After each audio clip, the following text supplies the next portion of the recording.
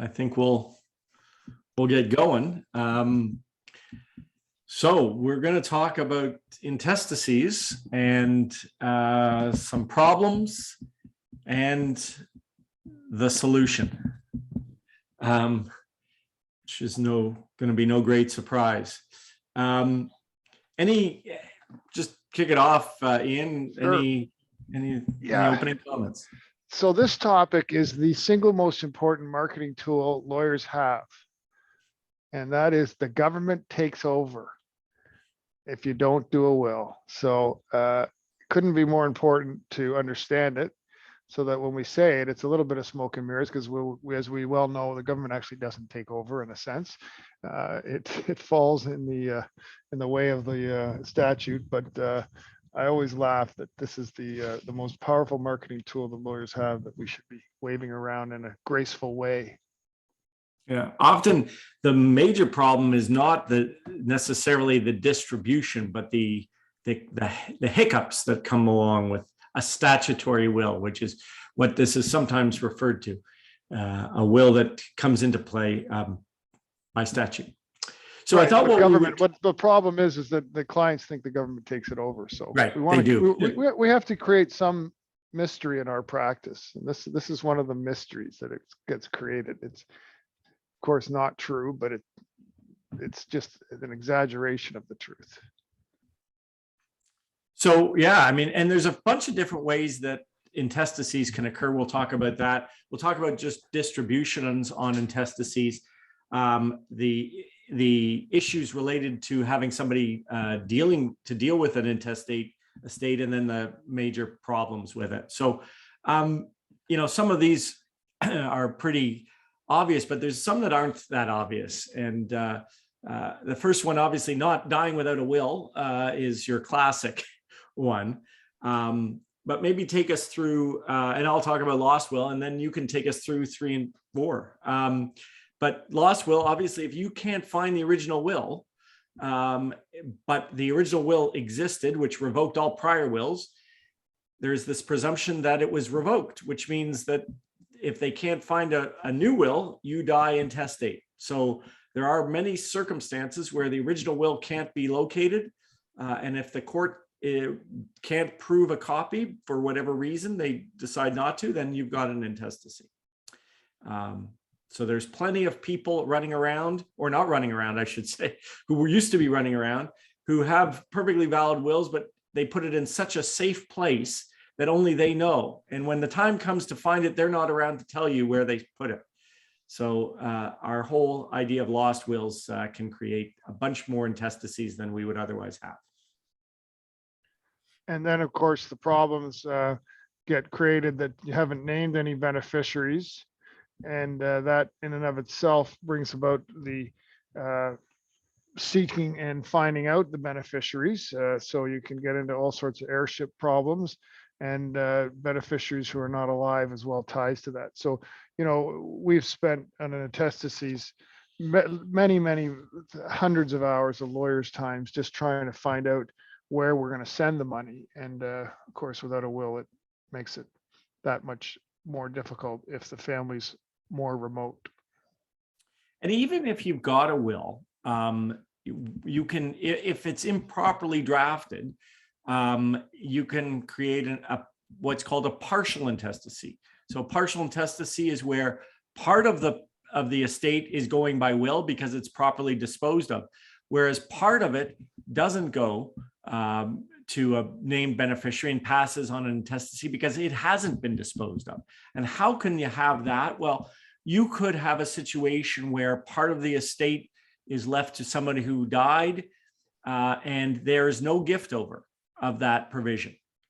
So that's an example of why gift overs are so important. But the most common situation is where somebody thinks it's a great idea to do, often it's a homemade will, but sometimes it's lawyers who fix percentages. Give 25% of my estate to this person. The problem with using fixed percentages, as we've discussed in an earlier webinar, is that if there is failure of that 25%, it's going to pass on an intestacy.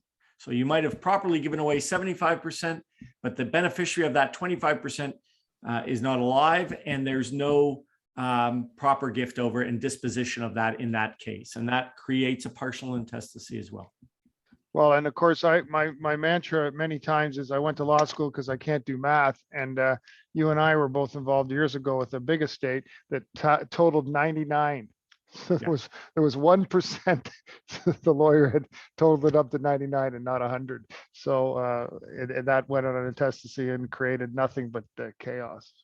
Right. So and if you're not sure about why we talk about don't use percentages and use parts and floating shares, check our earlier webinar on that. And the last example, or just one more, is basically where you've got income being accumulated in a trust for more than 21 years and you don't dispose of it. And that also passes on an intestacy, much less likely, especially in a well-drafted will. So let's get on to the distribution of an intestacy. And all of this is governed by the Succession Law Reform Act, Part 2.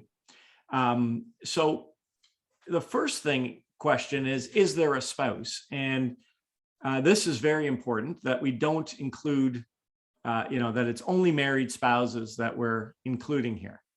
And that common law spouses are not counted as spouses. So that's the first thing, and that hasn't changed too much. So common law spouses. That's pretty hard and yeah, sorry, go ahead. That's hard and fast. That's hard and fast law. I mean, that this test went right to the Supreme Court of Canada and didn't go anywhere. So this is not an ambiguous. It was it was down east. I think it was a New Brunswick case. Yes. But so it's been tested, and there's no room to move on this point. And it was a charter challenge, and the charter challenge failed. So yeah, we're looking for married spouses. Now, the next thing we need to do, and this is new. So let me jump to, we'll go in order here. Not only do they have to have been married, but they can't have been separated for a period of time. And we look at the timing of the separation. When did it occur? Did it occur before or after January 1st of 2022?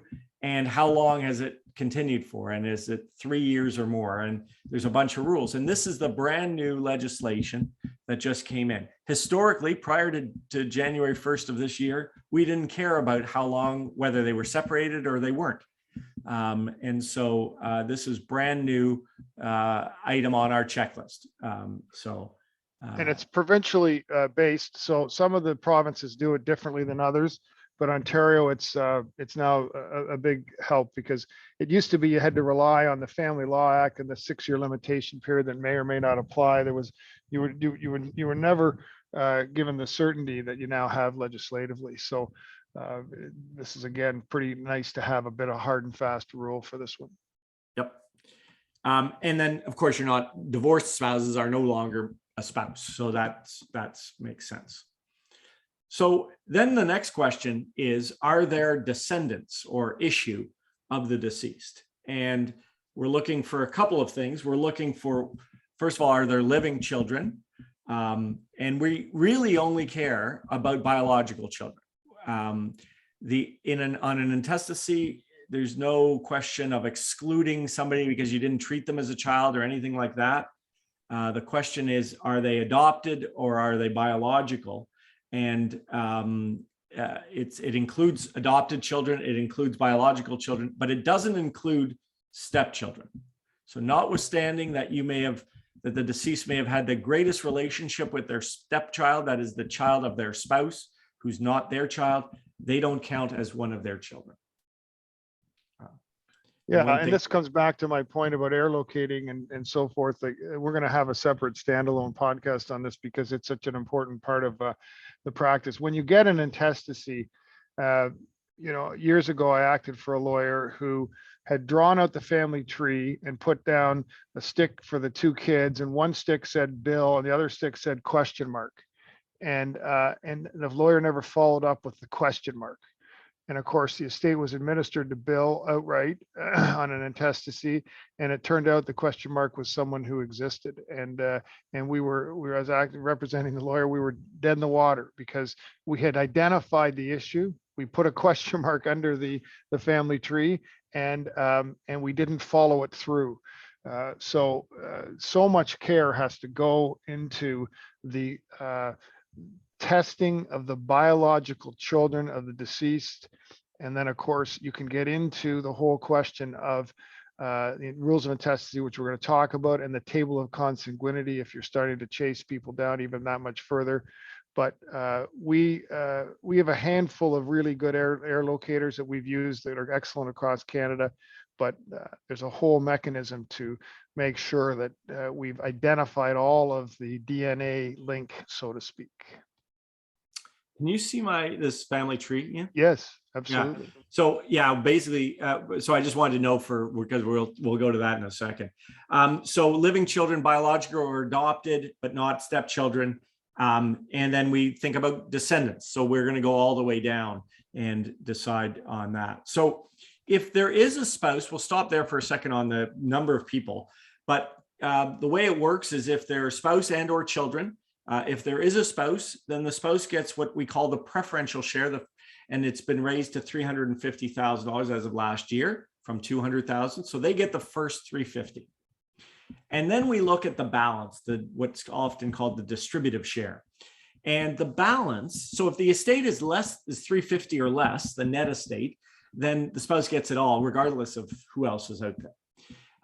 But if then we look at the distributive share. So if there is any excess and there's no descendants, but there's a spouse, it all goes to the spouse. That makes sense. If there's only one child, then it's going, the distributive share over 350 is going half to the spouse and half to the child or to their descendants if they're not alive. And then if you've got more than one child, then it's 1/3 to the spouse and 2/3 divided equally among the children or their descendants. And the way that works is if you had 5 children, they're splitting the 2/3 equally. Right? There's an old test that my dad used to tell me that it works for me anyway. And that is when you're trying to figure out intestacies, you go down, you get bounced back up. If there's nothing there, you go up, you go over, and you do it again. And so if you think about it that way, if you look at your family tree, you got to go down. And if you hit a wall and there's no lineal descendants there, you go back up and over. So yeah, just an old rule that it's a good starting point, because I often, when I get into an intestacy situation, I actually literally go to the legislation and pull out the section, read it out loud sometimes to make sure that I haven't messed up. Obviously, when you're getting into the deeper lineal descendants that are not there and have predeceased or don't exist, it's always careful that these next 3 slides, it's almost worth having them sort of saved somewhere where you just go to them, because it's so important that you get this piece of it correct, or else you start distributing to the wrong people. Right. So if Moira was the intestate, let's leave her spouse out of it for the second. We've got the 2 kids here, right? And they would, as you'll see in this next slide, if there's no spouse, it's divided equally among the kids. And there is representation. So we think of it as a per stirpes distribution. It's not quite a per stirpes distribution, but there is representation for a child who predeceased the intestate and has descendants. So I'm just going to try to, give me a second here. I don't know where it went now. My little picture. Here it is. Oops. So, this is why I don't do the full screen, by the way. And I'll get back to that picture in a second. But the only thing to remember is, and this is important if you have no children, but you have a bunch of grandchildren. And in fact, what I'm going to do right here is I'm going to pull this up on my screen. And it's a very strange rule that's not necessarily unique to Ontario, but Ontario is different than other provinces. If we have no children at all, okay, so no children, we had 2 children, but we have no children, and we have no spouse. So on an intestacy under Ontario law, in a per stirpes distribution, it would be 50% to these 3 and 50% to these 2, right? But that's not how Ontario works. It says once you're into a level and they're all that's the level you're into, it's per capita. So this would be 1/5 to each if there were no children and alive, and you were dividing it on an intestacy. So it's an unusual situation. So don't just assume, I guess my point is, don't assume it's a per stirpes distribution in the event that you have no children. Okay. Because Ontario doesn't work that way. So, Professor Oosterhoff has pointed that out in his book. And I remember teaching the bar ads when I was a young lawyer and teaching them that it was per stirpes, and then finding out I was wrong and running back to the class. So just keep that in mind if you ever get to a situation where there are no children and you're dealing with grandchildren. So then we're into a situation, Ian, as you said, where we go down and then we go back up. And let's just highlight the rules for a second. So if there are no spouse and no descendants at all, you've gone down and there's nobody down, now we got to go back up. And so we go up to the parents. And if you have a single parent, then they get it all. If there are no parents, we go to siblings with representation to children. So like a stirpidal distribution, but it doesn't go farther than children. And I'll give an example of that. And then you go, if there are no siblings at all, it's all of the nieces and nephews equally, similar to the grandchildren, without representation. And then if you're out of nieces and nephews, then we go to the so-called table of consanguinity. And I'll have Ian explain exactly all the rules there, and or not. He gets his choice of that or the rule against perpetuities. So you can pick I'll do both. I'll do both. Okay. And just remember that half relatives count equally with full relatives. What do we mean by that? Well, so in this case, so Moira is the deceased and she has a few siblings. So she's got 2 siblings. And if she died, oops, right there. If she died with no kids and no descendants, we'd go up to her parents. If they weren't alive, then we would go to siblings. And if Craig wasn't alive, who is one of her siblings, there's representation for Craig's daughter. So Craig's daughter would take 1/2 and Sally Ann would take the other. So that's sort of how it works with representation, but it doesn't go further down for nieces and nephews to if they're not alive, down to their issue. Doesn't do that. It stops at children. And so, Ian, as you said, so important to be able to go back to the statute, because there are these tricky rules that we just think of it as per stirpes, but it's not per stirpes, right? So important. So that's that. And again, we go on both sides. Okay. So as an example, and I'll just clear this up for a second. As an example, if David passed away, okay, so here's our intestate heir right here. And we didn't have Moira alive, and we didn't have a spouse alive, and we didn't have kids alive, and we didn't have siblings alive. So nobody here, okay? We're going back up, but we go back up to both sides. And this is where that liability that you examined for your client who you were representing as the insured mixed up. They only went to one side of the family tree, but you got to go up to both sides. If the parents aren't alive, you're going to grandparents on both sides, and aunts and uncles on both sides, and cousins on both sides. And that's an error that, and it's easy to forget that. You just get so fixated on one side of the family that you forget about the deceased parents, fathers, parents, and their kids, etc. So this exercise is so important because it's not just on an administration, but when you get into contentious matters, for example, in a will challenge, you want to go back as far as you can beyond the wills to the form of to the intestacies scenario, because you want to put everyone with a financial interest on notice. Well, you need to go through this exercise to get there, and you know, there's risk if you don't serve the right people, and all of a sudden you've gone through a whole process and you find out that you haven't served someone with a financial interest. So this intestacy exercise is done regularly, both on the contentious side and the non-contentious side. And you can't do it without a family tree. I mean, it's impossible. Why don't we stop on just while we've got this whole issue, like maybe spend a couple minutes on what do we do, leaving aside the estate trustee and the problems that we have on intestacies that we have some solutions for, I guess. What about heir searching? And what if you're down here and you're trying to prove that this, fourth cousin is the closest relative? What do you do if you're representing the estate trustee? Is there protection for you? So there's a court order that you can seek for ascertaining heirs, unborn, unascertained.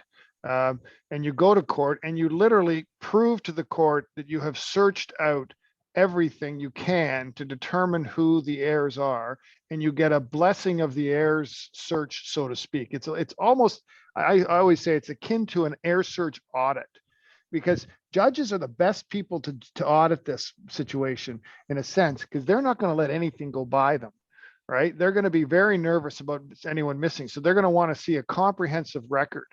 And that's where, you get a good heir searcher who will go out and give you a full report with, I literally get them when they've got pictures of cemeteries and plots and things like identifying or death certificates or whatever they need to. I've had them where we've gone back into the 1800s, and when I was a young lawyer, my dad used to send me out to go walk the cemeteries. Now I think it was just because he was tired of me asking him stupid questions, but the point is that you are don't be afraid to get assistance from qualified heir searchers to pull this document together, because of the especially when you get into scenarios like Jordy's identified, where you're going to get into the top left hand sides, because you're going to get to the table of consanguinity, which is in probate practice. That always, we keep it in every year. We do a new edition because and heir searchers all know how to walk you through the table of consanguinity. So do what you know how to do well, but go to the resources that you don't. And if you need them, just let us know. We can give you some names. And the risk, of course, of not doing that is that you have forgotten or missed, and your client, if the client is the estate trustee who's looking to you for advice on how to distribute this estate, that there's been a person who's been missed who's closer than the person you distribute to. Or equal with the person you distribute to, in which case they should have got a share of that too. And estate trustees are on the hook for that. There's not going to be a great defense unless literally the person, there was no way to prove that they were alive, because the estate trustee has the duty to make reasonable inquiries. Now, it's not, you don't have to be perfect, but if you miss somebody, and it could have been discovered by reasonable inquiries, you're going to have some issues there. And, that's why you. Yeah. Sorry, it's a very high bar, like for the lawyers who are giving the advice on it. Reasonable inquiries is very reasonable. It's not just reasonable. And that's why I go to the court and I get the audit of the heirship searches blessed. And if they send me back, I can tell you, and I don't, these things don't happen all the time, but I've probably done in 32 years, I've probably done 20 of these. And I can tell you on almost every single one, a judge has sent me back saying, you know what, I'd just like you to fill in this gap here. Can you just go find out about this or something like that? And it's almost impossible to get these things on the first try, because when you think you've ticked every box and you've got every variable considered, a smart judge is going to catch up on something that you think is probably not that important at the time, but all of a sudden becomes very important. So the key is you have a mechanism to absolve yourself of any liability. And I just find people don't use it enough. And it's so dangerous, because on the negligence side, what happens is the money is gone. It is at law, we don't want to get too deep into this, but at law, of course, you can go after the beneficiaries who got money by mistake. And there's a whole bunch of scenarios on what basis they have to give it back and so on. But you can imagine that is always a collection problem. And in fact, almost impossible to get money back. So what they do is they look to the lawyer and say, lawyer, it's now your problem. And if you touch the file, and if you have not taken this sort of step, you're going to be held to the highest of standard. And reasonable inquiry is going to be very reasonable inquiry. And the first question you're going to get asked in cross-examination is, why didn't you take the step of going to the court and getting this blessed? And we're going to do part 2 of this next week, but I just want to reiterate a couple of things, because often, we're not just talking about Ontario relatives, right? This is relatives anywhere in the world. Okay, if the intestate heir died in Ontario, it doesn't matter where their relatives are and the closest relative. And so we're talking about everybody. And then we're talking about, as I said before, children, whether anyone knew about them or didn't know about them. If they're biological or adopted, they're going to count as in the family tree. And so those reasonable inquiries, once you get outside of everything to the spouse, you start to get into some serious liability issues on an intestacy, and it's not something to just jump to the conclusion of. And I just want to, in the last 4 minutes, just talk about the whole idea of, because it deals with this family tree, and next week we'll deal with estate trustees without a will, and a bunch of the problems that we have on intestacies, and ways to mitigate them, and what we can do about that. But what about parentage search? So let's take the simplest situation where Moira, let's not take Moira because she's a woman, and women rarely have children that they don't know about. But we do, as men, occasionally find that men have children that they don't know about. And so if Jonathan was the intestate heir, and we look, okay, great, Moira was not alive, and it's very simple. It goes to Alexis and it goes to David, and that's it. And we just distribute the estate. What are we missing there, Ian? As far as the possibility? Well, the possibility that there's an unknown piece of DNA out there in a person. Right. And so there are obligations on the estate trustee to do a search for parentage for other children that no one knew about. And again, those are reasonable inquiries that have to be made on every intestacy. And one of the ones that has to be made is a search of the Registrar General's list of people who have registered as a parent of a child. So you never find anybody, in my experience, but it's a search that is required to be done along with other reasonable searches. So inquiring of, people who knew Jonathan, did he ever indicate that he had other children? Those kinds of things. Those reasonable inquiries have to be made because it is possible that they have another person, whether they knew about them or not, they count if they're a biological child. Adoption records are really important. Whether someone was legally adopted. I had a case on an intestacy just like this, where the person believed that they had been adopted by who they thought was their parent. The parent never adopted it, and in fact, they were not the parents; they were the grandparents' child, or they were. I can't remember actually. They may have been their sibling's parent or child. So that's how it went. That's exactly how it went. What happened was there was a child down here who was this person's child, but always believed that they were this person's child. And then that person died and we had an intestacy. And then you had to go through adoption records to find out, were they ever actually adopted by the grandparent, or were they still the child's child? And so strange things happen. We can't just take these intestacies for granted. That probably confused everybody, but it does happen because it happened in a real case. No, it happens. Next week, we have a big volume of these. No, I was just saying our firm's done a big volume of these, and it happens relatively regularly, quite frankly. And it's with overseas beneficiaries, as you say. It's worldwide beneficiaries, and chasing the records can bring in and of itself its own marathon. But sorry, I interrupted you. Go ahead. No, that's it. So what we'll do next week is we'll talk about estate trustees without a will and the problems they might have and what they have to deal with. And it's not simply just the bonding, which we've talked about before. There's others. And then we'll talk about some of the problems that arise with real estate, minor shares, things like that, how to deal with those on an intestacy as well. So I hope that was helpful for everybody. And we thank you for being here and hope to see you again next week.